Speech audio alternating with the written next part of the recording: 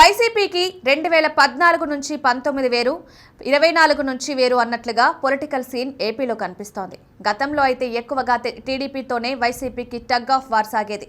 వారిని వీరు, వీరిని వారు అనుకుంటూ భారీ ఎత్తున మాటల యుద్ధం చేసేవారు. జనసేన అప్పటికి ప్రత్యక్ష రాజకీయాల్లోకి దిగకపోవడం వల్ల అప్పుడప్పుడు మాత్రమే వైసీపీ మీద విమర్శలు చేసేది.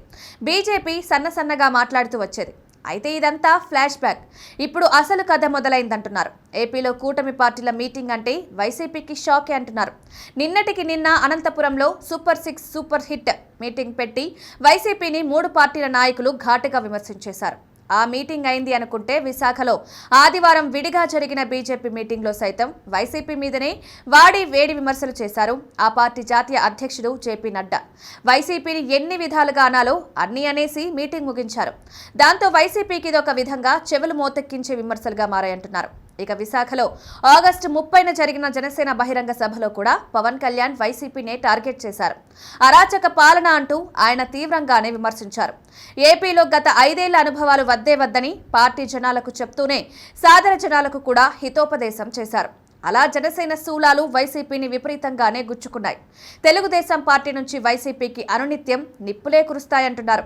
ఆ పార్టీ నుంచి చంద్రబాబు, లోకేష్ ఇద్దరూ కూడా వైసీపీని గట్టిగానే టార్గెట్ చేశారు.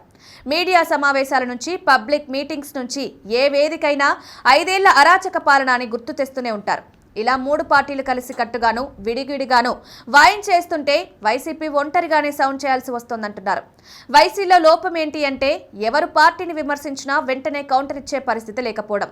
ఇలా వంతుల వారీగా విడిగా కలివిడిగా కూటమంతా కలిసి వైసీపీని ఊపిరాడనీయకుండా విమర్శల జడివాన కురిపించేస్తుంటే వైసీపీ మీద జనాలకు ఖచ్చితంగా ఒక అభిప్రాయం ఏర్పడుతూ అది బలపడుతూ పోతుందంటున్నారు. స్ట్రాంగ్ గా కౌంటర్ చేయకపోతే మాత్రం వైసీపీకి ఇబ్బందులు తప్పవంటున్నారు. అయితే కేంద్రంలో రాష్ట్రంలో బలంగా ఉంటూ కూటమిగా కలిసికట్టుగా ముందుకు వస్తున్న ఈ 3 పార్టీలను నియంత్రించాలంటే భారీ సవాలే అంటున్నారు.